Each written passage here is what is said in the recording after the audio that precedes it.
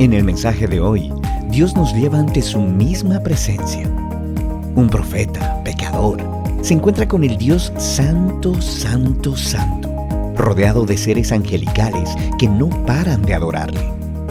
El resultado final es un hombre quebrantado por su pecado, esperando solo la muerte. Pero Dios, allí, rodeado de su santa majestad, muestra lo que solamente Él puede hacer cuando hay un corazón contrito y humillado. Él extiende su gracia, su misericordia y alcanza al pecador para no solamente restaurarlo, sino entregarle una misión. Un pecador agradecido por ver la santidad fulminante de Dios, pero experimentando a la vez su misericordia exuberante, responde ante su Rey con un servicio incondicional y con una entrega espontánea de gratitud y adoración. Sean todos bienvenidos.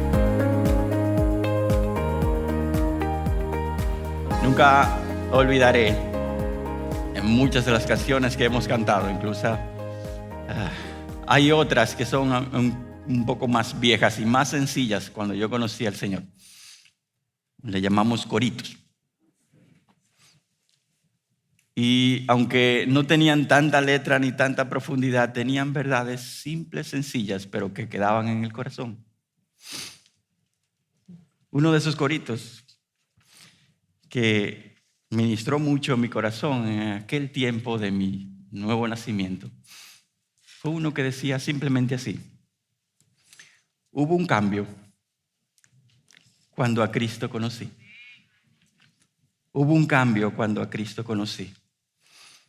Y las cosas que yo hacía, ya no las hago más. Y las cosas que yo hacía, ya no las hago más. Porque hubo un cambio cuando a Cristo conocí. Como usted entenderá, esos coritos se repiten 150 veces más. Y se le añaden algunas variantes. Pero una de las cosas que para mí fue fresco y nuevo en ese momento es que yo comencé a experimentar esos cambios. Mi forma de hablar cambió, mi forma de pensar comenzó a girarse a otro lado, mi forma de tomar decisiones fue diferente y pude experimentar lo que ese corito decía. Realmente hubo un cambio. Pero la fuente de ese cambio era lo que dice también el coro: porque a Cristo conocí. Como usted y yo tal vez, ¿verdad? Nosotros tenemos un entendimiento de Dios, depende de dónde uno nace. Yo nací en una familia temerosa de Dios, pero no cristiana. Se hablaba de Dios de vez en cuando, se oraba o rezaba de vez en cuando. Y Dios para mí era un amuleto, algo que utilizaba en ciertos momentos y otros no. Dios para mí era algo teórico que estaba allí, existía, pero nada más. Pero cuando a Cristo conocí, hubo un cambio. Algo que no dice la canción, que es una realidad aún más profunda, pero una verdad, además de que cuando conocemos a Cristo hay un cambio, es que el cambio ocurrió además de conocerle cuando me conocí a mí mismo también a través de lo que conocí de Él. Yo conocí que yo no era tan bueno como yo pensaba. Yo conocí que mis intenciones estaban teñidas de egoísmo, de interés, de orgullo, de vanidad. Como todos en esta tierra pensamos que somos muy buenos y que de alguna forma mi bondad me va a garantizar algo cuando yo me muera. Pero cuando a Cristo conocí, yo me conocí a mí mismo y dije: no soy nada bueno. Hubo un cambio realmente cuando yo conocí a Cristo. Y a través de Él también me conocí a mí. Lo maravilloso de nuestro Dios es que no importa cuánto tú le hayas conocido o aún, yo estoy seguro que te falta por conocer más. Y si aún te falta por conocer, aún te falta por cambiar. Un mayor conocimiento de nuestro Dios nunca te dejará estático espiritualmente. Nunca. Mientras más le conoces en su carácter, más te conocerás a ti y más querrás cambiar para ser como Él. Si no me crees, pregúntale a Job. Un hombre intachable, dice la Biblia, recto, temeroso de Dios y apartado del mal. Cualquiera diría, Job conoce a Dios, no le hace falta más nada. Y al final de su libro, él dice, he sabido de ti solo de oídas, pero ahora mis ojos te ven, por eso me retracto y me arrepiento en polvo y ceniza. ¿Qué es esto? Un hombre intachable, un hombre temeroso de Dios, apartado del mal, y dice que no conocía a Dios. Es que mientras más conoces de su carácter, más te conocerás a ti y más querrás cambiar para ser como Él. Si no me crees todavía, pregúntale a Pablo. Que en su currículum él pone algo como: yo soy circuncidado a los 8 días de nacer, del linaje de Israel, de la tribu de Benjamín, hebreo de hebreos. En cuanto a la ley, fariseo. En cuanto al celo, perseguidor de la iglesia. En cuanto a la justicia de la ley, hallado irreprensible. Ese soy yo. Wow, ya. A ese no le falta nada. Inmediatamente después de ese verso, él dice: pero todo lo que era para mí ganancia, lo he estimado como pérdida por amor de Cristo. Y aún más, aquí viene, yo estimo como pérdida todas las cosas en vista del incomparable valor de conocer a Cristo Jesús, mi Señor. Porque mientras más conoces de su carácter, más te conocerás a ti y más querrás cambiar para ser como Él. Si estos ejemplos aún no te convencen, o si ya estás convencido, yo te invito también a ver en esta mañana a la experiencia de un hombre que pudo decir tal vez que era recto, pero que cuando conoció y se encontró con este Dios, dijo: yo soy inmundo. Veamos a Isaías y el Dios Santo. Isaías capítulo 6, versos del 1 al 8. De esta forma nosotros vamos a concluir nuestra miniserie que hemos tenido por estos 4 domingos. Encuentros con Dios en el Antiguo Testamento, donde ya hemos hablado, ¿verdad?, acerca de Abraham y el Dios que prueba y provee. Bendito Dios.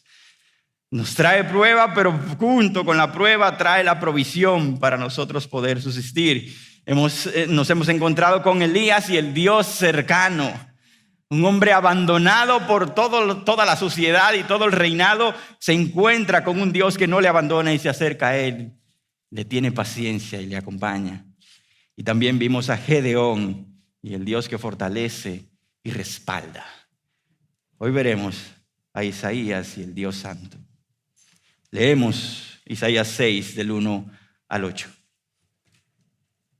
En el año de la muerte del rey Usías vi yo al Señor sentado sobre un trono alto y sublime, y la orla de su manto llenaba el templo. Por encima de él había serafines. Cada uno tenía 6 alas, con 2 cubrían sus rostros, con 2 cubrían sus pies, con 2 volaban. Y el uno al otro daba voces diciendo: Santo, Santo, Santo es el Señor de los ejércitos. Llena está toda la tierra de su gloria. Y se estremecieron los cimientos de los umbrales a la voz de aquel que clamaba, y la casa se llenó de humo. Entonces dije: ¡ay de mí! Porque perdido estoy, pues soy un hombre de labios inmundos, y en medio de un pueblo de labios inmundos habito. Porque mis ojos han visto al Rey, el Señor de los ejércitos. Entonces Voló hacia mí uno de los serafines con un carbón encendido en su mano que había tomado del altar con las tenazas.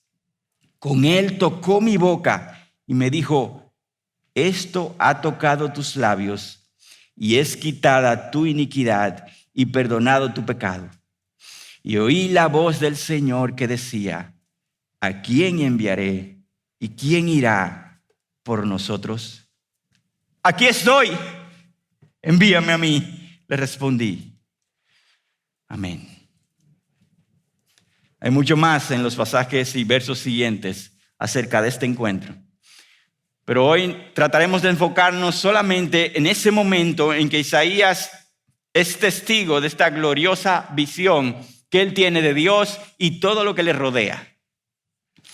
Hermano, el libro de Isaías es uno de los escritos más ricos en contenido histórico, profético y hasta poético. El Nuevo Testamento está lleno de referencias a Isaías. Y usted y yo estamos familiarizados con muchas de ellas porque todo cuanto se refiere a Cristo casi está referenciado en Isaías. Nosotros vemos en Isaías que Jesús nació de una virgen. 500, 700 años antes, en Isaías capítulo 7. Las palabras de Juan el Bautista, o en referencia a Juan el Bautista, se encuentran en Isaías. Una voz clama: preparen en el desierto camino al Señor. Todos estos son pasajes que nosotros vemos acerca de Cristo en Isaías. El Espíritu del Señor está sobre mí por cuanto me ha ungido para... Esto está en Isaías también. Jesús como el hijo de David prometido para ser un rey triunfante está en Isaías. Jesús como el siervo sufriente cuyas heridas traerían salvación también está en Isaías 53. Y muchos versos más. Incluso las personas, los estudiosos dicen que nosotros somos negligentes y hasta necios al no ir a estudiar este libro con frecuencia, porque allí hay tesoros incalculables que muestran aún más a Cristo y su gloria. Este libro fue escrito obviamente por Isaías, que lleva su nombre, ¿verdad? Isaías, Yeshaya, Dios es salvación, de donde mismo sale el nombre de nuestro Salvador, y de Josué, el Señor es salvación. Él era nada más y nada menos que un aristócrata, o sea, alguien cercano a la nobleza. Se lidiaba muchas veces con los reyes, con aquellos que tenían autoridad. Y este era un profeta particular por eso, porque no era del vulgo, no era de aquellos que salen de una cueva. No, él era un hombre conocido, respetable en la sociedad y tenía acceso al rey y a la corte real. Esta visión está muy relacionada a un hombre como él. Acceso al rey, a la corte real. Y en la visión él ve a aquel sentado en el trono. Se da cuenta que no hay otro rey como ese. Él se pudo haber codeado con todos los reyes que él quiera, pero ese no es comparable. Isaías entonces ministra en el pueblo de Israel por 40 años. Y pasan varios reyes. Este Usías, que es mencionado aquí, fue el primero. Después su hijo Jotán, Acaz, Ezequías. Y algunos también incluyen al hijo de Ezequías, Manasés, por medio de quien, según la tradición, Isaías es aserrado por la mitad. Eso dice Hebreos 11:7 acerca de profetas que vivieron eso. Isaías entonces fue usado para confrontar a los líderes y al pueblo de Dios en varias áreas de pecado. Y nosotros tenemos que entender un poco esas áreas de pecado para poder entender este encuentro en Isaías 6. Si no, esto se queda como, qué hermoso, qué asombroso. Pero Isaías conocía cómo estaba el pueblo. Y él confronta a los líderes acerca de su hipocresía, su avaricia, su autocomplacencia, su cinismo. La prosperidad había llegado a la nación y Usías había sido usado para extender el reinado de Israel de una forma tan grande que hasta llegó a los límites de Salomón, hermano. donde el reinado fue lo más grande posible. O sea que Usías fue usado para prosperidad. Sin embargo, los que estaban en posiciones poderosas habían devorado esa prosperidad y se habían olvidado de observar lo que Dios quería, hasta el punto que mientras la gente confesaba al Señor con sus labios, sus corazones estaban lejos de Él y sus sacrificios eran una farsa. Usted conoce ese pasaje, ¿verdad? Usted conoce el pasaje que el mismo Isaías escribe diciendo, ¿verdad? Dijo entonces el Señor: por cuanto este pueblo se acerca a mí con sus palabras y me honra con sus labios, pero aleja de mí su corazón y su veneración hacia mí es solo una tradición aprendida de memoria. Ese era el pueblo de Dios. Y yo no quiero que tú veas el pueblo de Dios cada vez que hablemos de Él como el pueblo de Israel, sino que puedas verte a ti como el pueblo de Israel también. Este pueblo se acerca a mí con palabras, me honra con sus labios, pero aleja de mí su corazón. Y su veneración, lo veneran, sí, pero su veneración hacia mí es solo una tradición aprendida de memoria. Este era el pueblo de Israel. Y es imposible, como dije ahorita, saborear el capítulo 6 sin conocer cómo estaba el pueblo. Y voy a leer brevemente el capítulo 1, algunos pasajes para que ustedes sientan lo que Dios siente acerca de este pueblo. Y tal vez tú y yo estemos incluidos ahí, como este pasaje del capítulo 29 que acabo de leer. Dios dice: oigan cielos y escucha tierra, porque el Señor habla. Dice el Señor así: hijos crié y los hice crecer, pero ellos se han rebelado contra mí. El buey conoce a su dueño y el asno el pesebre de su amo, pero Israel no conoce. Mi pueblo no tiene entendimiento. ¡Wow! Lo más doloroso es lo que Dios dice en el verso 11. Dice: cansado estoy de holocaustos. ¿Qué es para mí la abundancia de sus sacrificios? Dice el Señor. La sangre de novillos, corderos y machos cabríos no me complace. No traigan más sus vanas ofrendas. El incienso suyo es abominación para mí. Cuando extiendan sus manos, esconderé mis ojos de ustedes, y aunque multipliquen las oraciones, no escucharé. Sus manos están sucias, llenas de sangre. ¡Wow! Esto antecede el capítulo 6 que leímos. El capítulo 5, justo antes del capítulo 6, nos habla de una maravillosa parábola. Sí, en el Antiguo Testamento también hay parábolas.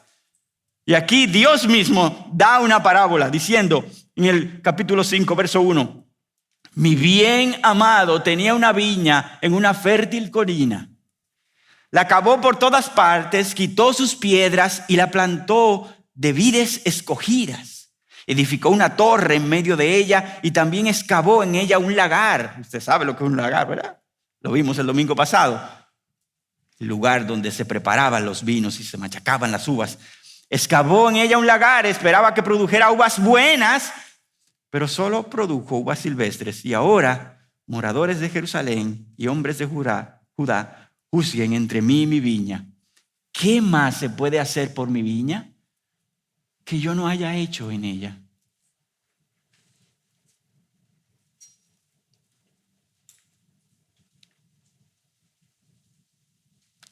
Verso 7. Ciertamente la viña del Señor de los ejércitos es la casa de Israel. Entonces Isaías se encuentra con Dios en el capítulo 6. Y Dios, ante el pecado no confesado, no arrepentido, no reconocido, hace dos cosas según MacArthur. Dice: o Él los entrega en sus pecados, como lo leemos en Romanos 1, ¿verdad? Dios los entregó a sus deseos o Él los juzga. Y en el caso de Israel llegaba el momento de justicia y juicio. Isaías conoce todo esto. Y me imagino la angustia de un profeta como él, conociendo la condición del pueblo y sabiendo de que juicio viene, y entonces se encuentra con Dios en este pasaje del capítulo 6. Nosotros solamente vamos a ver 4 enseñanzas de esos versos que leímos. Las 4 son: cuando los reinos celestiales acaban, como el reinado de Usías, el Rey Santo sigue en su trono. Segunda, cuando su santidad se despliega, todo lo creado reacciona. Cuando su santidad nos quebranta por nuestro pecado, su misericordia se manifiesta.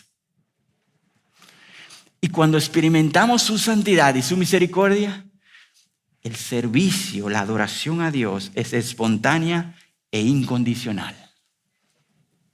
Comenzamos con la primera enseñanza. Cuando los reinos terrenales acaban, el Rey Santo sigue en su trono. Y eso lo leemos en el verso 1, ¿verdad? En el año de la muerte del rey Usías, vi yo al Señor sentado sobre su trono alto y sublime, y la orla de su manto llenaba el templo.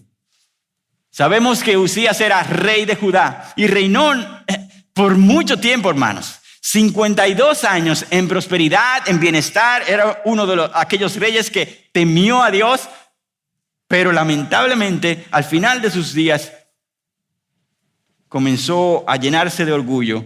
Y la palabra de Dios dice que él se creyó tanto que hizo lo que Saúl hizo en un momento. Quiso entrar y ofrecer sacrificios a Dios en el templo, cuando eso solamente le correspondía a los sacerdotes. La palabra de Dios dice que su corazón se enalteció hasta su perdición, y el sumo sacerdote en ese momento, llamado Azarías, junto con 80 sacerdotes más, le dijeron: no te corresponde a ti, Usías, quemar incienso al Señor, sino a los sacerdotes. Segunda de Crónicas 26, 18. Y allí Usías continuó y se quejó y peleó con ellos. No. Y en ese momento Dios envía juicio desde lo alto, y desde su frente comienza a salir lepra. Y fue expulsado del templo, como lo exigía la ley, y obligado a residir en una casa separada hasta su muerte. El rey, el soberano de la nación, ahora recluido con lepra y considerado inmundo, como usted podrá saber en Levíticos, abandonado por haber ofendido a Dios. El leproso en aquel tiempo tenía él mismo que decir cuando caminaba en la calle: inmundo, inmundo. Y la gente salía y como decimos en Dominicana, se desperdigaba. Y la gente y el sacerdote declaraban esa inmundicia. Entonces Isaías ministra en este tiempo, en ese momento en que Usías muere. Y allí entonces, en un momento triste, se encuentra con Dios. Y dice: y vi yo al Señor. Hay muchos versos en la Biblia que dicen que eso es posible. ¿Qué pasa ahí? Ver a Dios. Dice la palabra: ningún hombre puede verme y vivir. A Dios nadie le ha visto jamás, dice Juan 1:18. Incluso Pablo mismo dice en Timoteo: habita Dios en luz inaccesible, a quien nadie ha visto ni puede ver. Entonces, ¿cómo es que Isaías dice: y vi yo al Señor? Y esto no solamente Isaías lo vive, nosotros sabemos que otros personajes vieron a Dios.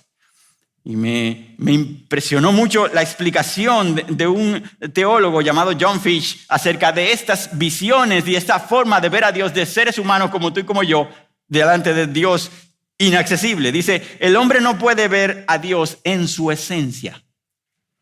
El hombre solamente puede ver a Dios tal como se ha revelado a sí mismo. Cada vez que una persona ve a Dios en la Biblia, es una indicación de que Dios se ha adaptado a la capacidad limitada de la criatura para que pueda ser visto. ¡Wow! Cuando este Dios majestuoso, infinito, que nadie resiste su presencia, decide revelarse a un hijo y a una hija de Él, Él decide adaptarse a ella para que ella pueda desgustar, Él pueda desgustar de su presencia. ¡Wow! Esto hizo Dios en el capítulo 6. Vi yo al Señor, el Adonai, el Dios supremo, Señor supremo, sentado sobre un trono alto y sublime. Como hablábamos, Isaías, acostumbrado a ver muchos tronos, a ver muchos reyes, ahora se encuentra con un trono un poco diferente. Incluso todo lo que le rodea es diferente. Es un trono alto y sublime. En inglés es más literal. High and lifted up. Un trono alto y levantado en alto. Es un trono alto y exaltado, excelso, inalcanzable, y las orlas de su ropa llenaban todo el lugar, todo el templo. Las orlas, el borde, esos adornos que estaban al final, eso solamente llenaba el templo. Imagínense aquel que está sentado en ese trono. Y es descrito como alto y sublime el trono. Y usted y yo hemos escuchado otro lugar donde esa expresión está, ¿cierto? Isaías mismo, capítulo 57, verso 15, dice: porque así dice el alto y sublime, que vive para siempre, cuyo nombre es Santo. Yo habito en lo alto y santo, y también con el contrito y humilde de espíritu, para vivificar el espíritu de los humildes y para vivificar el corazón de los contritos. Este que estaba allí sentado era el alto y sublime, y porque Él era el alto y sublime, su trono lo era también. Todo lo que Dios utiliza y donde Él se hace presente es afectado por sus atributos. Usted lo sabe, ¿verdad? Dios en la zarza ardiente, Moisés se acerca. Déjame ver qué es eso. Moisés, espérate. Porque el lugar donde estás es santo. ¿Por qué Él es santo?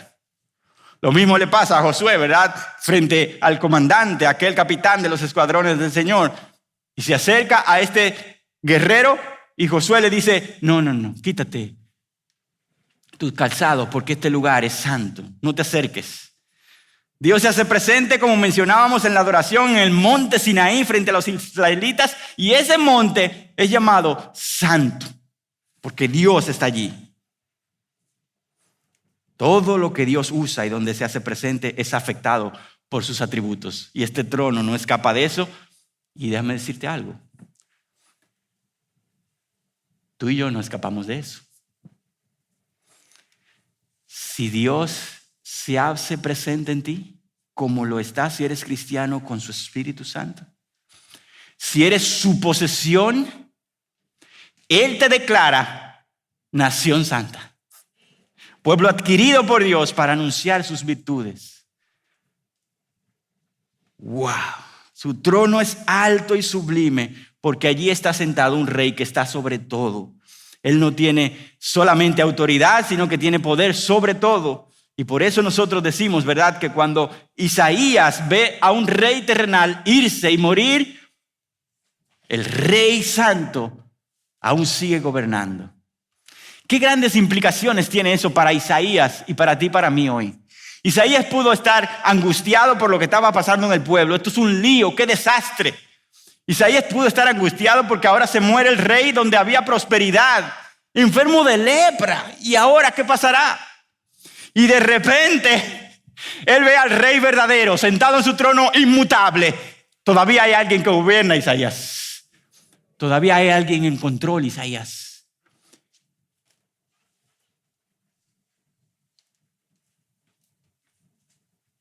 Dependiendo de quién sea tu rey, hermano y hermana, tu vida tendrá paz o temor.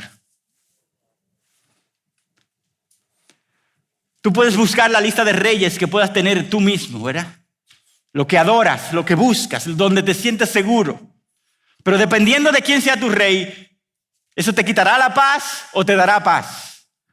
Y Dios, sentado en su trono, quiere dejarle decir a su pueblo, a Isaías, que Él es quien gobierna finalmente y quien está bajo el reinado de todo el universo. Por tanto, si tu rey es el que está sentado, como Isaías dice en el capítulo 40, si tu rey es el que está sentado sobre la redondez de la tierra, cuyos habitantes son como langostas, el que extiende los cielos como una cortina y los despliega como una tienda para morar, Él es el que reduce a la nada a los gobernantes y hace insignificantes a los jueces de la tierra. Si ese es tu rey, estarás tranquilo. Estarás tranquilo. Porque cuando los reinos terrenales acaban, el rey verdadero sigue en su trono. Segunda enseñanza. Cuando su santidad en ese trono se despliega, todo lo creado reacciona. No hay un ser presente, incluso no ser, un ser inanimado presente en ese lugar que no reaccione ante la santidad de este majestuoso Dios. Esta es la única parte, dice la palabra, ¿verdad? Porque leemos en el verso 2, por encima de él habían serafines y cada uno tenía 6 alas y se cubrían los pies, los rostros y volaban. Es la única parte de la Biblia donde se menciona que hay serafines. Seres como de fuego, en llamas, dice la palabra de Dios. El único otro lugar fue donde el pastor Luis leyó en Apocalipsis 4 que parecen ser esos serafines, unos seres vivientes que tenían también 6 alas, pero tenían una descripción que no se describe aquí. Por tanto, serafines eran seres de fuego celestiales donde habitaban delante de la presencia del Señor. Donde hay fuego, hermanos, en la Biblia, y tengo muchos pasajes aquí que no los voy a leer, pero fuego mostraba la santidad de Dios cerca. Y es increíble, ¿verdad? Porque estos seres debieron ser resplandecientes. Pero el que estaba en el trono era aún más. Y ellos tapaban sus rostros. Ellos no podían ante la presencia de ese rey que estaba sentado allí. Y ellos reaccionan, ¿verdad? En reverencia, en temor. Se cubren incluso sus pies. Otra palabra ahí es la misma palabra para piernas. O sea que se cubrían el cuerpo en modestia, en humildad delante de aquel que estaba allí. Volaban cerca de él, como estando dispuestos para hacer lo que él quiera. Dígame. Esa es la reacción de estos que habitaban allí. Pero su mayor reacción no era solo esa, y usted la leyó conmigo, ¿verdad?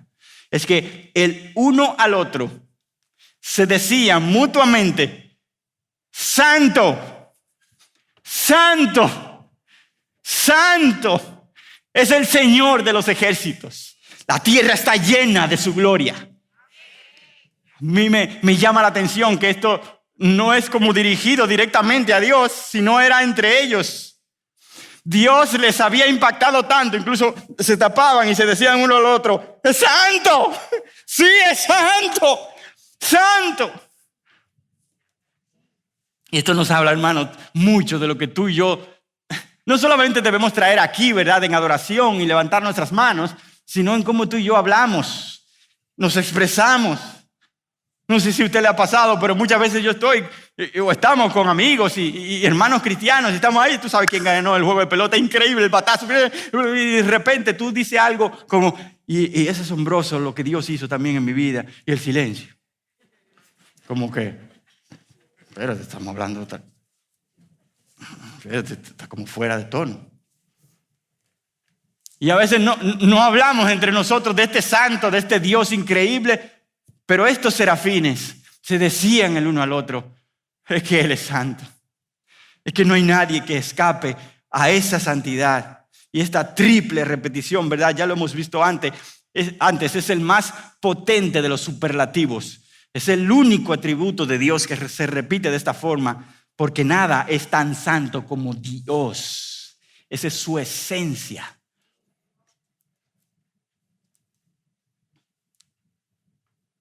Dios está completamente separado, eso significa santo, separado, cortado del pecado, y está infinitamente por encima de todas las criaturas en pureza, gloria y majestad. Eso es santo. A.W. Pink dice, Dios está solo en su majestad. Nadie está ahí. Es único en su excelencia y sin comparación en sus perfecciones. Eso es santo. Ese es Dios. John Piper lo dice de una forma que me impactó mucho. Dice, su santidad es en última instancia su esencia divina y única. Ella determina lo que Él es y hace, y que a Él nadie lo determina. Su santidad es quien Él es como Dios y lo que nadie más es ni será jamás. Termina la cita. Esa es su santidad. Y cuando su santidad entonces es desplegada, la reacción de los seres celestiales fue de reverencia y adoración. Pero las reacciones siguen, ¿verdad? Ustedes saben que otras cosas ocurrieron. La reacción del mundo inanimado dice, y se estremecieron los cimientos de los umbrales a la voz del que clamaba, y la casa se llenó de humo. Todo aquel lugar tembló y se llenó de humo. Este tipo de reacción de las cosas inanimadas no es la primera vez que pasa y está en toda la Biblia, hermanos. El monte tiembla y se llena de humo ante su presencia. El tabernáculo de Moisés, incluso el templo hecho por Salomón, se llena de humo con su presencia.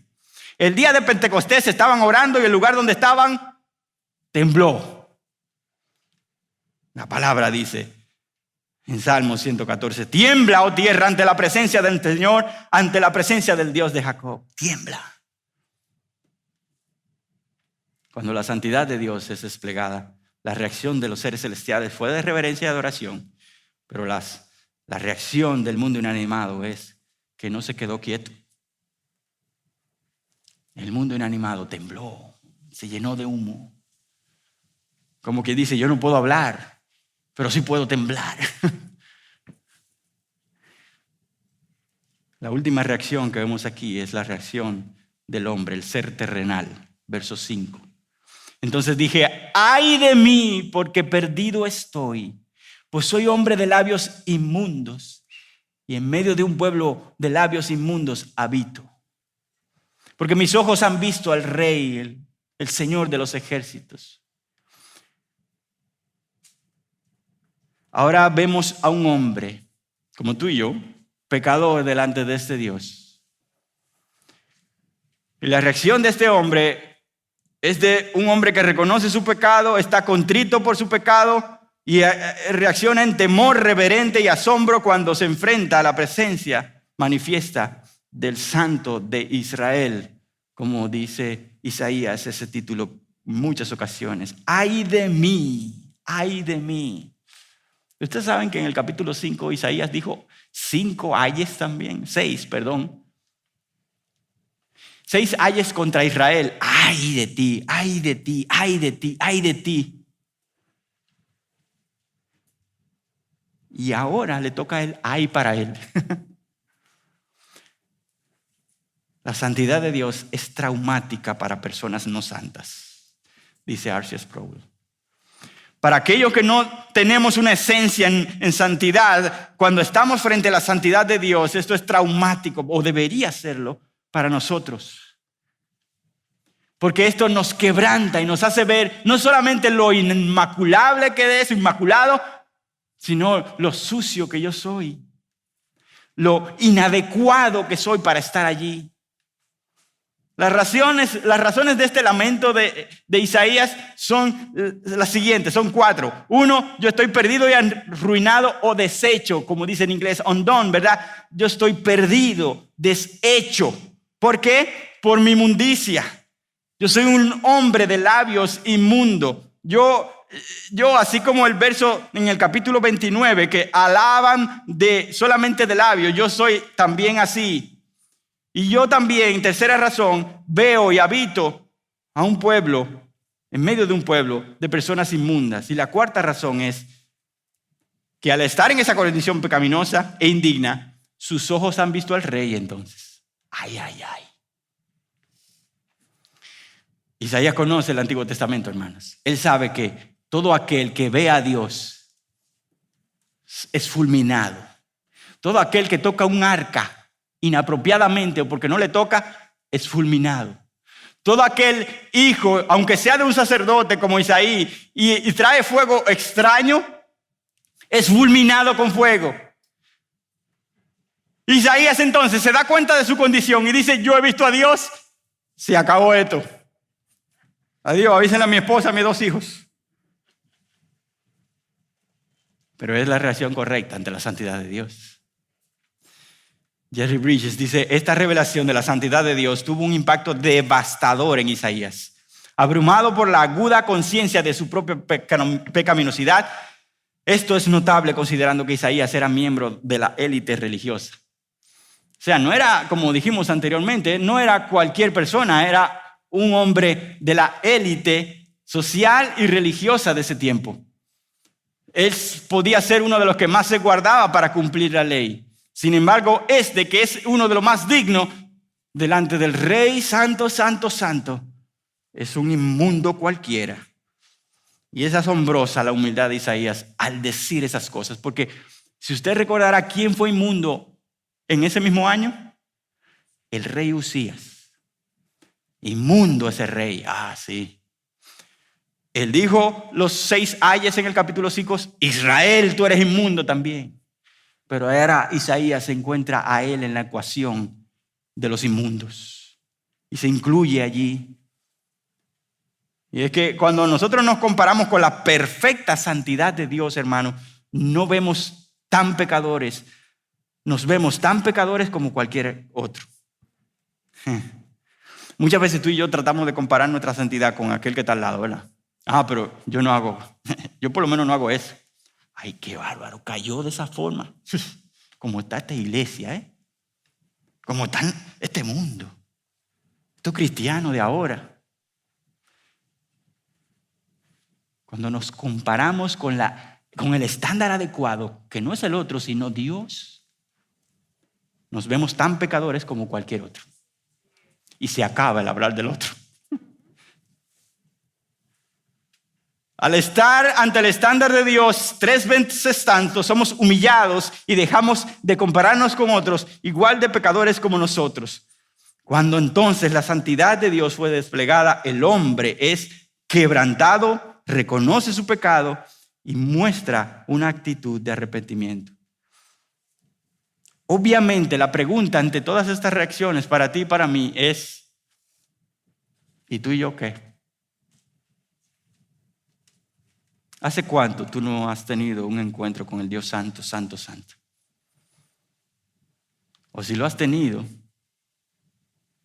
¿cuál es tu reacción? No, brother, es que yo soy tímido, yo soy tranquilo, yo no soy tan efusivo. ¿Tú quieres algo más tímido y tranquilo que una columna? Y ella tiembla ante la presencia de Dios.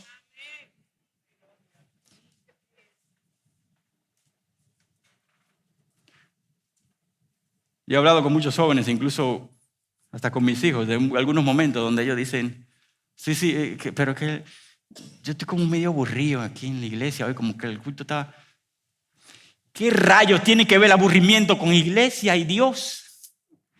Si tú estás aquí para entretenerte, brother, estás en el lugar completamente equivocado. Aquí no se viene a eso. Aquí se viene a asombrarse del Dios que gobierna la tierra y se le adora. Pregúntale a Isaías si estaba aburrido en ese momento. Pregúntale si él estaba... Lo que te falta es verlo. Lo que te falta es concentrarte en lo que Dios está diciendo. Y entonces tu inactividad se convertirá en actividad. O serás como los serafines y te cubrirás y dirás, no puedo. Santo, santo. O serás como aquellos objetos inanimados y tiemblan. No digo nada, pero tiemblo por dentro. O serás como Isaías, estoy muerto, perdóname, Señor. Pero algo pasará en aquel que se encuentra con el Dios santo, santo, santo. Algo pasará. Tú lees todo esto y tú te preguntas, oye, Joel, pero esto da miedo. Sí, claro que sí. Es ante el Dios que no se compara contigo y conmigo. Es un Dios que tú no lo describes, Él se describe a sí mismo y escapa a tu definición. Ese es el Dios que realmente se debe adorar. Y por eso debe haber un anhelo tuyo y mío de encontrarme con ese Dios. La reacción de Isaías fue de humillación. Tercero y penúltimo, cuando su santidad nos quebranta por nuestro pecado, su misericordia se manifiesta. Eso es increíble, ¿verdad? Verso 6, entonces voló hacia mí uno de los serafines con un carbón encendido en su mano que había tomado del altar con las tenazas. Con él tocó mi boca y me dijo, esto ha tocado tus labios y es quitada tu iniquidad y perdonado tu pecado. Maravillosa gracia y misericordia ahora del Dios sentado en el trono. Es cierto, Isaías, eres inmundo. Es cierto, Isaías, estás perdido. Es cierto que este pueblo también lo está. Pero, como yo soy aquel alto y santo, como yo soy aquel que habita solo en la santidad, no es solo. Yo también habito en aquel que es contrito y humilde de espíritu. Tú has mostrado eso. Y por tanto, tu reacción correcta ante mi santidad fue humillación. Yo entonces me acerco para limpiarte. Y esto hace este serafín. Toma un carbón, nada más y nada menos que del altar. ¿Cuál altar es ese?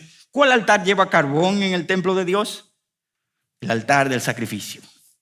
El altar donde se pagaban o se hacían ofrendas por el pecado. De allí toma un altar y se lo lleva a Isaías y limpia sus labios con un carbón encendido. En la Biblia no se registra, pero ahí debió haber un grito grande, ¿verdad? ¡Uy! ¡Me quemaste!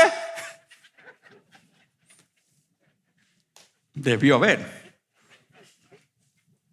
Pero la realidad es el interés de Dios de acercar y perdonar, pero lo hace a través del carbón del altar. Y esto apunta directamente a nuestro Salvador, hermanos. Aquel que pagó nuestros pecados con su sacrificio perfecto. Es aquel que nos acerca a Dios y perdona nuestros pecados, nos limpia y nos hace aceptos para estar delante de Él. ¡Wow! Dios en ese momento estaba mostrando esto.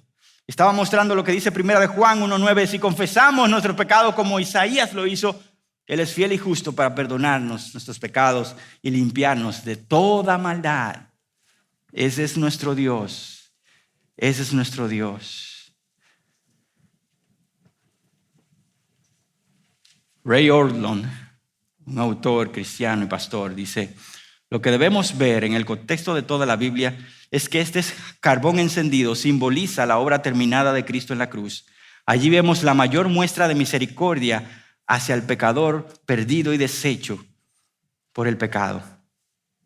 Cuando tú salgas deshecho por tu inmundicia de estar con Dios, hermano, podrido así, te ves sucio y dices: Señor, yo no aguanto más, yo estoy sucio, yo no soy digno ni siquiera de estar delante de ti, de servirte, de considerarme un hijo tuyo. Recuerda, hermanos, la santidad de Dios es la que le da sentido a la cruz de Cristo. Fue por la santidad de Dios que Cristo estuvo en la cruz. Si la santidad de Dios te lleva a la cruz huyendo, pues estás en el mejor lugar del mundo, porque para eso está la cruz. Su santidad perfecta exige justicia perfecta y nosotros no tenemos con qué pagar esa justicia, solo Cristo. Su santidad exige santidad de todo el pueblo. Por eso Él dice: sed santos porque yo soy santo. Es imposible que tú y yo no quedemos como igual. Sí, que santo. Y mi vida sigue igualita. No, cuando estoy cerca de su santidad, soy movido a arrepentimiento, a dolor, a asquedad por mi pecado, pero después a levantarme por su gracia y a vivir para Él rectamente. para experimentar su misericordia exuberante, es necesario haber experimentado su santidad fulminante. No hay forma de que el hombre pueda acaparar o entender la bendita gracia de Dios y su perdón sin haberse encontrado primero con su santidad y verse sucio. La cruz parecerá otro jueguito más. Ay, sí, Él me ama. Ay, sí, es que siempre me perdona, tiene misericordia de mí. Pero para experimentar, entender a profundidad la misericordia abundante que nosotros vemos aquí, es necesario encontrarnos con la santidad de Dios que nos mata o nos quiere matar. Por último, cuando experimentamos su santidad y su misericordia, el servicio, la adoración a Dios es espontánea e incondicional. Y oí la voz del Señor que decía: ¿y a quién enviaré? ¿Y quién irá por nosotros? Lo natural es que hubiera un silenciazo, hermano. Isaías por dentro estuviera diciendo: yo, y es fácil. Yo soy purísimo. O sea, ahora que yo me doy cuenta de los pecados que yo soy. Pero Isaías había experimentado el perdón completo de Dios. Y por eso él dice: aquí estoy, envíame a mí. Apúntame ahí en la lista de servidores que hay que ir para allá. Sí, cuenta conmigo. Isaías, pero espérate, déjame explicarte la labor primero. No hay que decirme nada. Apúntame, no hace falta, tú me explicas luego. De ahora en adelante estoy a tu servicio completamente e incondicionalmente. ¿Y qué pasa allí? Hermanos, que la fuente, el motor del servicio y la adoración a Dios en todo sentido es un encuentro con Él. Un encuentro con su misericordia y su perdón. Eso es lo que me impulsa a hacer lo que sea que Él quiera. Yo experimenté su santidad y su amor increíble. Ahora le sirvo con todo lo que soy. El servicio incondicional a Dios se produce cuando hemos conocido quién Él es santo, y qué ha hecho por nosotros, su misericordia infinita. Un corazón adorador siempre servirá. Así estaba Isaías. Se encontró con este Dios, estalla en adoración y por eso sirve sin pedir cuentas o explicaciones. Cualquier otra fuente que nos motive a servir, hermanos, será para los hombres, para el aplauso de la gente, para que me vean y todo eso. Pero cuando es la adoración a Dios, lo que Él ha hecho por mí, cuenta conmigo, Dios.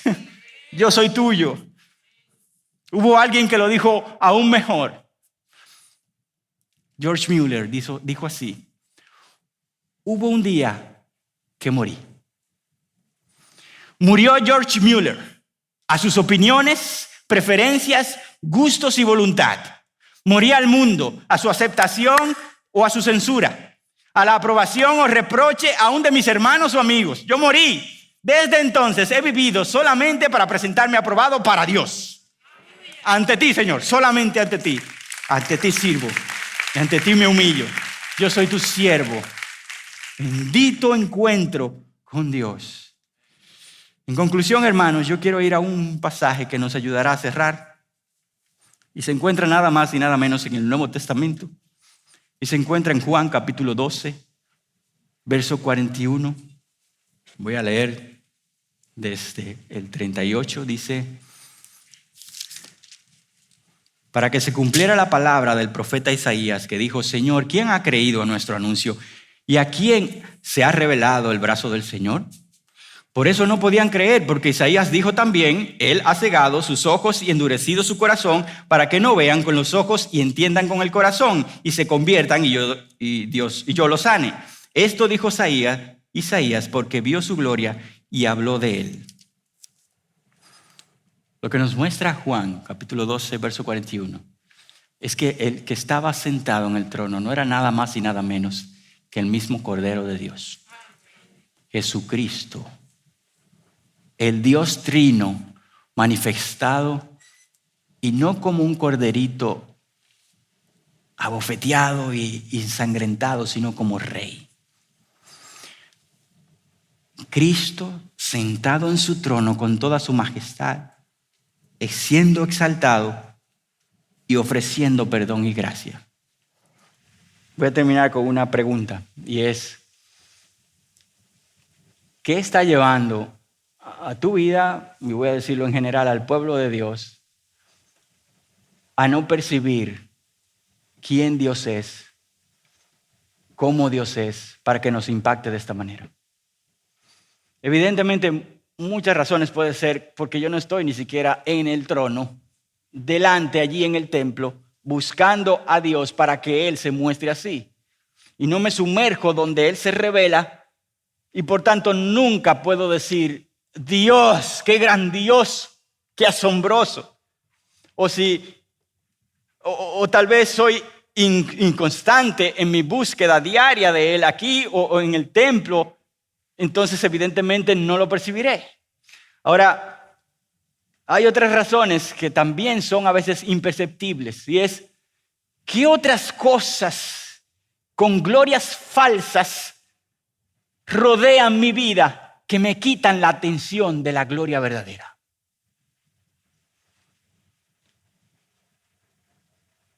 Søren Kierkegaard, un filósofo cristiano, lo llamo yo así, porque su forma de escribir parece filosófica, pero tal vez también es cristiana. Decía lo siguiente, y quiero terminar con esto. Somos como personas que viajan en nuestro carruaje por la noche al campo para ver la gloria de Dios en el cielo. ¿Estamos ahí? Vamos a ver la gloria de Dios en el cielo. Pero encima de nosotros, a cada lado del asiento del carruaje, arde una linterna de gas. Una linterna aquí, otra linterna aquí. Mientras nuestra cabeza está rodeada por esta luz artificial, el cielo sobre nuestras cabezas estará vacío de gloria. ¿Por qué las estrellas no brillan casi? ¿Y por qué que no puedo ver lo majestuoso de la creación? Mientras nuestra cabeza esté rodeada por esta luz artificial, el cielo sobre nuestra cabeza estará vacío de gloria. Pero si algún viento bondadoso del Espíritu apaga nuestras luces terrenales, entonces en nuestra oscuridad los cielos de Dios se llenan de estrellas. ¿Qué glorias artificiales rodean tu vida y la mía, hermanos? Que cuando tratamos de percibir a Dios, como que no nos sabe. Dedicamos nuestro tiempo en glorias pasajeras y artificiales, que eso nos acapara la atención para cuando miramos al cielo glorioso de Dios, no brilla tanto. Glorioso el Dios que se atreve a veces a apagar esas otras fuentes artificiales de gloria y nos lleva por pruebas muchas veces que la apaga y nos corta la luz y nos pone en el suelo para que de repente miremos al cielo y digamos, wow, tú eres santo, tú eres fiel, misericordioso, lento para la ira, grande en misericordia, nadie se compara contigo, a ti me rindo, yo soy un pecador, sálvame, perdóname, necesito a Cristo, necesito tu perdón, úsame, heme aquí, envíame a mí. Que Dios apague todas esas fuentes de nuestras vidas y podamos sumergirnos en su glorioso rostro para que podamos adorarle. En el nombre de Jesús. Padre, en esta mañana tú nos has apagado muchas luces y muchos aparatos. Pero esos aparatos no son suficientes, Señor. Muchos de nosotros necesitamos que nos apagues otras cosas. Muchos de nosotros tenemos otros reyes que nos dan seguridad y nos llaman la atención. Y apartamos nuestra búsqueda e intimidad de ti, Señor. En esta mañana sopla con tu Espíritu Santo y apaga esas otras lumbreras falsas. Ayúdanos a verte como lo que tú realmente eres, Señor. Que todos los aquí presentes, Señor, puedan rendirse ante el Dios santo, santo, santo y haya un cambio en nuestras vidas. Porque mientras más conozco a Dios, hay un cambio en mí. Permíteme, Dios, experimentar ese cambio y reaccionar como tú quieres, en el nombre de Jesús.